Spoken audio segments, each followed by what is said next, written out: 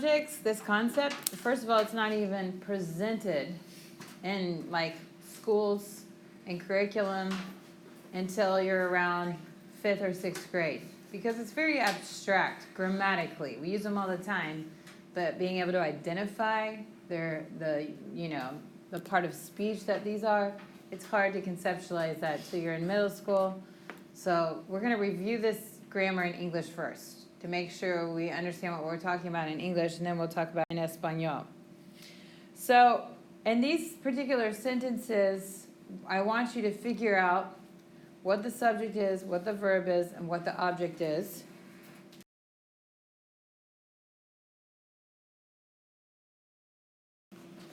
Okay, chicos, so número uno, Sophia's subject, verb, tent, object. Número dos, subject, Marcos and Lucia, verb, and object, horses, caballos. Muy bien.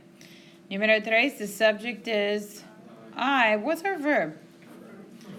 Will, confirm. It's kind of a verb phrase. And then the object is hotel or reservation? The reservation, careful, because the hotel is just like that, kind of describing what type of reservation is, but that would really be the object. Número cuatro, you is our subject. The verb is are getting. So imagine if you were not a native English speaker and you saw you're getting, you had to identify the verb. That little contraction, are getting, is implied. It's not as obvious. And then the object is passport. Okay? So in English, this is pretty easy because why? Every sentence follows the same order. Subject, verb, object. So when we talk about Spanish is easier to learn than English, or English is easier to learn than Spanish, it just depends. All languages have the same level of difficulty in general. However, there's things about English that are more difficult than Spanish when compared in like little segments. Because like English phonics, like the letter A, makes lots of different sounds depending on what word it's in. Phonics in English is very, very hard. So the good news is spelling in Spanish is very, very easy. Pronunciation in Spanish is very, very easy. In fact, you know which language has the least amount of reported cases of dyslexia? Do you know? Spanish has less than English, and there could be a variety of reasons, and this is a fact that I researched like a while ago, so maybe it's changed with new research. However, it's the language with the least amount of sounds, which is Italian. And they have the least amount of reported cases of dyslexia, so it's important to note reported. However, it's concluded because it has the least amount of sounds. So Spanish phonics, Spanish spelling is way easier than English. However, this concept that we're learning today in Spanish is much more difficult because in English, if you all were non-native English students and I was teaching English to you today, you would be able to master this concept pretty quickly because it's following the same exact pattern. We don't have a lot of variation in English. When we see a noun at the beginning of the sentence, our native English-speaking brain, mine included, recognizes that noun, whether it's a person, place, or a thing, as a subject.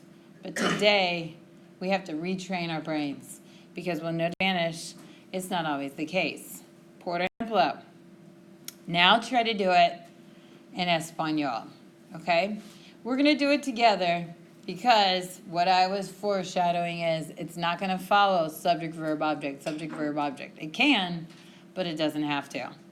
So en número uno, el viajero compra el pasaje a Perú. What's our subject or our sujeto? ¿Cuál es el sujeto? En número uno, el viajero. Y el verbo es compra. Y el objeto es el pasaje. ¿Cómo se dice pasaje en inglés? ¿Es una palabra nueva de vocabulario? No. Well, think about context. What's a viajero? Traveler. Compra means to buy. What do you think this traveler bought? To get to Peru. A ticket. Sí, exactamente. Okay, so viajero, that's obvious, that's the subject. Compra, and then pasaje. This one's pretty obvious. It's following the same word order as English, but what we're going to learn today is to focus on that verb. So let's go through and just find the verbs in our sentences first, because as long as we know what the verbs are, our verbs always tell us what. When you hear hablo, even though I didn't provide the subject, when you hear hablo, you know the subject is implied, and therefore the subject is who in hablo? When you see hablo, you know who's doing the action. It's implied. Yo, it's implied. So our verbs are our best friends, nuestros mejores amigos, when we're doing pronouns. Because our verb is always going to tell us who the subject is, and as long as we know who the verb and the subject is, then we know what the object is. So en número dos, ¿cuál es el verbo? Número dos, el verbo invita, ¿no? Número tres, el verbo es sacamos. Y número cuatro, el verbo es estoy llamando. Okay, it's a verb phrase. Now I'm going to find the subject. Número dos, sujeto, Manuel. And we know that Manuel is the subject of the verb invita, because our verb doesn't end in O. It doesn't end in amos. It doesn't end in an or as. So we know Manuel is the subject. Número tres, el sujeto es Rodrigo yo. And you know that because why? What's our verb? Sacamos. And what's the ending of sacamos? Amos, nosotros. It's got to be Rodrigo yo. En número cuatro, ¿cuál es el sujeto? Yo. Muy bien. Y yo no está. It's implied. Implica. Yo. So careful with ones like that. And then now, objeto, fácil. Número dos, ¿cuál es el objeto? Los turistas. Número tres, fotos. Y número cuatro, agente. What is agente? Agent. Okay. That being said, the concept we're learning today is replacing pasaje, turistas, fotos, agente with lo, la, los, or las. You'll have to do this on the supersite and on the test, and it's not difícil because you look at the number and gender.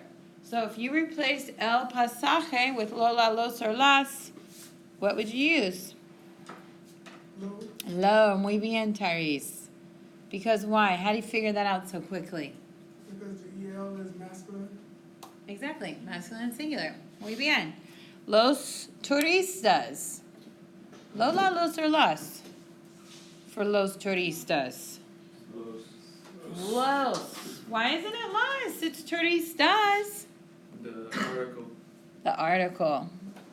So it's masculine. Turista, artista, ends in a feminine ending, but it's really masculine. What about photos? It looks like los, but actually photo in English, what's the real word for photo? The fancy photograph. It's photograph. Fotografía. So it's actually what? Las. Careful with that one. Las fotos. I don't think there's any reference in the book for that. It just says like sacar fotos. It doesn't tell you what that article is, but photo is an abbreviation for fotografía. Agente. Lo, la, los, or las? La. Okay, so this is part of what you're doing, but it's important that you understand that part. Does that make sense? Masculine, feminine, singular, plural, lo, la, los, las. Okay. Okay, so now let's figure out when we're not given the noun and the pronoun is provided, and this is what we just identified here. What is lo replacing in numero uno based on the previous sentences? El viajero lo compra. What is el pasaporte? Gracias, Ethan. Remember, we just eliminated pasaporte, and we replaced it with lo. What about número dos? What's los replacing? Los turistas. Número 3. Las fotos. Y número 4. La agente de viaje, right? Okay, so figuring out what that pronoun is replacing, everybody gets that. Masculine, feminine, singular, plural. But what's weird about these sentences? Where does our pronoun come in a sentence? Before. Before what? See, Tyrese. Before the verb. Exactly. So, in most, and I'll talk about this one here in a second, all you need to know for the test and the super site is when you fill in the blank. You know how sometimes you have those activities where you have to rewrite the entire sentence? Okay. You really still want to focus on the verb. Because as long as you can remember what Tyrese said, our direct object pronoun is coming right before the verb in the sentence. You will have an activity, at least one, on the super site where they're going to give you the whole thing, and you have to replace the pronoun with, or the noun with a pronoun like we just did, and then you'll have to rewrite it, and you got to put your pronoun where? Right before the verb. So, what is el viajero lo compra saying? What's it saying? Remember, we talked about what it was saying when we had the noun. El viajero compra el pasaje a Peru. So when we repeat it and we replace el pasaje with lo, we're saying what? What's el viajero? Travel. The traveler. Compra means what? Buy. Buys. And then lo is just replacing el pasaje. It. However, in Spanish, we don't have subject, verb, object. Even in English when we use pronouns, it's the traveler buys it. She calls them. I invited them, for example. So in Spanish, it's actually subject, object pronoun, then verb. There's variation in word order in Spanish, which makes it a little bit more difícil than English. Pregunta, David? Yeah, I'm a little confused for number 2. Why it's los and not lo. Buena pregunta. So to answer his question, why is it los and not what did you say? Las? Lo? Lo? Because isn't it Manuel? It's just Manuel. Buena pregunta. So David is curious as to why we're using los and not lo. And to answer that question, think about what los is replacing, Brian. Turistas is plural. It's replacing turistas, not Manuel.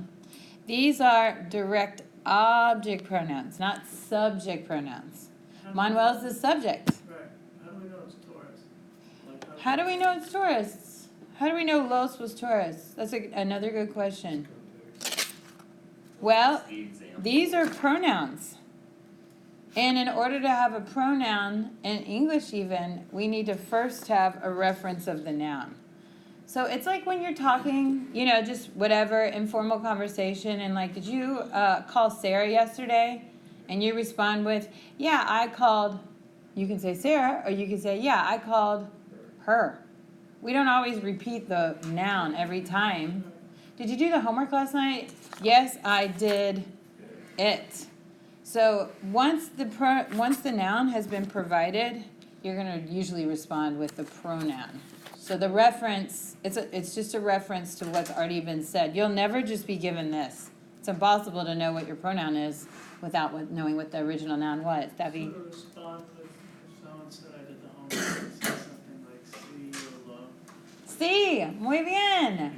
Sí, lo, and then actually did. We'll learn in the beginning of 201, hice. But if there was Si lo hice. multiple homework assignments, you'd say los. Los. Well, really, assignments are activities, actividades. That would be las. Sí, señor, David, muy bien. Sí or no, las hice. I was just a little confused. Sí, sí, sí. No, it's a good question because that's going to happen. And that's why we rely on that verb because that tells us who the subject is. And then we're like, oh yeah, los is referring to turistas. And then las is referring to whom? Or what? Actually, it's not a person. Las sacamos fotos. And then, número 4. La estoy llamando is saying what? What is estoy llamando? Ring, ring. Yeah, I'm calling who? Travel agent. the travel agent, but really when we say la estoy llamando, I'm calling her, right? La's her. La estoy llamando, I'm calling her. We can say it like this. La estoy llamando, which is consistent with what Tyree said, and you'll always get it right if you just put your pronoun before your conjugated verb, estoy. But you'll also hear this, estoy llamándola. And when you're speaking Spanish or learning Spanish, this, when you're speaking it and hearing it, is so much more like English, because what do we have? Subject, verb, object. I'm calling her. So feel free to speak that way, or sometimes you'll hear somebody say, estoy llamándola, or yo estoy haciéndola, or whatever, and you'll be like, I can process that easier. When I was learning Spanish, that's how I always said it, because it was just like English. Now I'm comfortable using it like this, because I'm a Spanish teacher, but this is much more like English. But as you can see, Both are acceptable. they're both completely correct. But notice, if you were listening to somebody speaking Spanish and they were like, el viajero lo compró ayer, you'd be like, what? And on the listening sections, it's going to be a little tricky. I wish there was a way you could slow it down, because it has to do with processing. And this requires like extra attention to detail, which requires a lot of decoding in our native English speaking brains. And so the processing is a little bit longer, regardless if you have a processing issue or not. When we attach, and that's what we did here, when we attach that pronoun la onto llamando, and we can't do it with other verbs, it's only with infinitives or progressive, we have to put an accent mark on the second to last syllable, llamando. So if you do it like that, you have to do it right. Okay, but you don't have to. So, lo, la, los, y las, masculine, feminine, singular, plural. Figuring these out, see, is applying like an order of operations, which sounds very mathematical, but that's what you're doing. And I really recommend doing it like this, because guess what else we're going to learn this semester? We have direct object pronouns, and we also have indirect object pronouns. And guess what? We're going to use them together. And we even make mistakes using them together in English. People make mistakes using direct and indirect object pronouns together. Okay? I gave it to her would be an example of direct with indirect. So it's really important to lay that correct order of operations as your foundation, so that when we add to this concept, you've already got this in place and it's not difícil. So, step 1, find the verb. Why did I recommend finding the verb? What does the verb tell us? Once you know the verb, then you can do step 2, which is finding the subject, right? Because our verb tells us what the subject is, and this is like process of elimination. So, what's our verb here? Yeah, but it's not just confirmar. Voy. It's a verb phrase. So careful. Estoy llamando, or estamos escuchando, or está escribiendo are verb phrases. Voy a dormir. Or no vamos a hacer la tarea. Vamos a hacer, voy a dormir, voy a confirmar, etc. This is a verb phrase. Step 1, find the verb. And what do you think step 2 is? Find subject. Why is that? Because it may not be applied. It may not be provided. It might be implied. Is it grammatically correct to say voy a confirmar? Is it grammatically correct to say hablo español? Absolutely. No es necesario decir yo hablo español. It's okay. It's not incorrect, but it's not necessary. Native speakers really would only say yo hablo español, as if you went up to them and you were like, maybe in a Spanish-speaking country, you're like, can you please bring me a menu? They might be like, yo, or like, in Costa Rica, nosotros hablamos español. And they might be like, they would never do that. That's just a rude example, but it's to provide emphasis. Like, estudio en mi casa, you can say, pues yo estudio en la biblioteca. To add emphasis, that's usually the only reason why we use it. So after we find the verb and the subject, what's left? The object. Save the object for last, because that's the least obvious. ¿Cuál es el objeto? La reservación. Del hotel, this whole thing. And once we found the object, the last thing we're going to do is determine the direct object pronoun, okay? What's our direct object pronoun for la reservación del hotel? La, muy bien, chicos. Excelente. I'm so proud of you because a lot of times SNAP and non-SNAP students say lo because what error are they making? They're not looking at reservación, they're looking at hotel, which is incorrecto. La clase de español is la. De español, de inglés, de historia, that's just the type of class, but the noun is clase. So we use la. The reservation is for a hotel, not for dinner, not for a restaurant. So we use la, that's the reservation. Muy bien, chicos. Okay, so we can say yo la voy a confirmar and put our pronoun before the conjugated verb. But if we have ir plus a plus infinitive or progressive, it can be attached to the end of the infinitive. But this one is my favorite because it's consistent. As long as you put that pronoun before that conjugated verb, you will get the answer right every time. And ultimately, that's what our goal is. Correct answers on the supersite and the test. So I'd put it before the conjugated verb, and you won't get it wrong. But it's more like English to say, yo voy a confirmarla.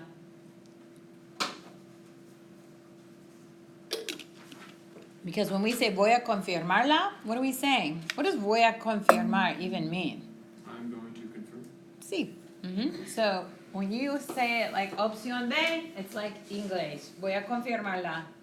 I'm going to confirm it. So it's easier to speak and understand, but to get the answer right on the test or supersite, opción A, before the conjugated verb.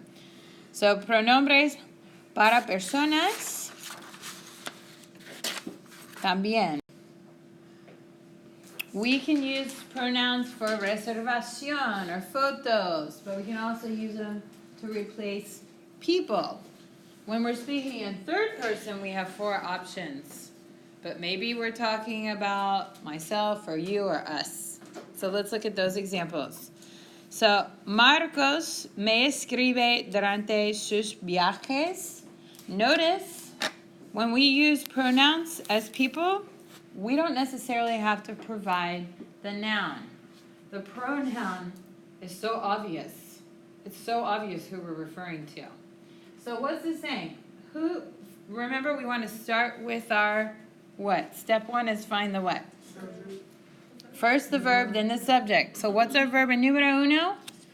Escribe. This is what your brain's this is what your brain is processing, your native English speaking brain. You're decoding what this is saying when you're really trying to understand what it means. Escribe.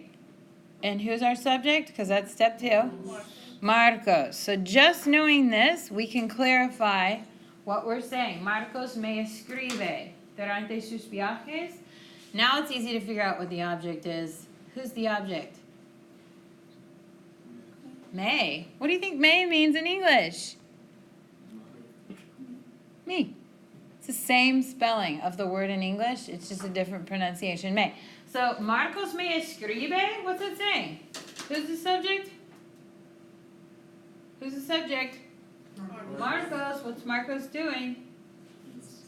He's writing. Who's he writing to? Me. Marcos writes me durante sus viajes. During his trips. Exactly. So this is, when you all are doing those listening sections on the supersite, those tend to be the most challenging. So you really need to listen for that verb. As long as you can pinpoint that verb when you're listening to it, then you're like, boom, I know who the subject is. Now I know what the pronoun is and I can get the answer right. So apply these steps with those listening sections. Número 2, el verbo. Step 1 is what? Debe llamar. And the subject? Javier. Yeah, sorry. Javier, no problema. Y el objeto? Los. And in this particular one, I have to indicate, this kind of what talks about, David, what you were saying. Los could be so many different things, so I put in parentheses, saber a sus padres. So what's this saying? Think about the subject, the verb, and the object. He's drinking. Javier, well, that's bebe. Oh, sorry. But he wouldn't be drinking his parents. What's he doing? With Well, don't even worry about bebe just yet. What is llamar? Javier calls his parents, but debe is like necesita. It's like saying, Javier necesita llamarlos. Necesita means what? Needs to. Debe is just saying should. It's pretty much a synonym. Should call them. Okay? Or we could say, Javier los debe llamar. Because we can put los before debe. Okay, número 3. Verbo. Visitan. Sujeto. Tus abuelos. Excelente, Elizabeth. Objeto. Te. All right, now that we've identified what's going on here grammatically, then we can understand what's being said. And I want to point this out because if we didn't go through and identify subject, verb, object, our native English-speaking brains, including mine, when I was learning Spanish, would see te and think who was the subject. You, because in English, for the past 20 years, 18 years of your life, this is what your brain's been doing. And today, I'm telling you, stop doing that. Which is why it's important to follow these steps, because you are not the subject. Who's the subject? Tus abuelos. So what are we really saying here? Because it's a question. What are tus abuelos? Your grandparents. Visit. Well, yeah. You. But it's a question. So what's this really saying? Do you Close. visit your grandparents? Who's the subject? You are not the subject. Do your grandparents visit you? Think about how confusing that is. That's why it's really, really important to start with what you know in that verb, which tells us the subject, and then we're like, you are not the subject. We're talking about visiting you. Y número 4, verbo. Están hablando. Sujeto, Julio y Marisol. Objeto, knows. So what's this saying? Who's the subject? Julio y Marisol. What are they doing? They're talking. Talking to us. Muy bien, us. Nos means us. Nosotros means we. Nos is an object pronoun.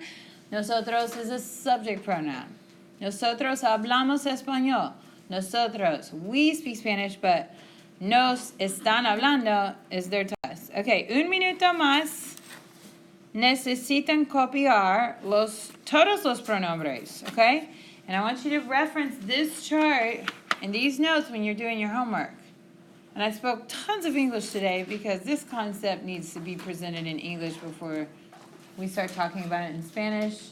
Sorry, Jake, he went to my office to get the ball and I didn't use it. We'll use it for the next class. Perdón. Oh well. Me, te, nos, os, lola, los, las. So this one was easy. Lola, los, las. Me, te, nos. It's really obvious. Me means what? I or me? Me. Te means you. Nos means us or we. Us. Careful. Okay, chicos. Muchas gracias por su atención.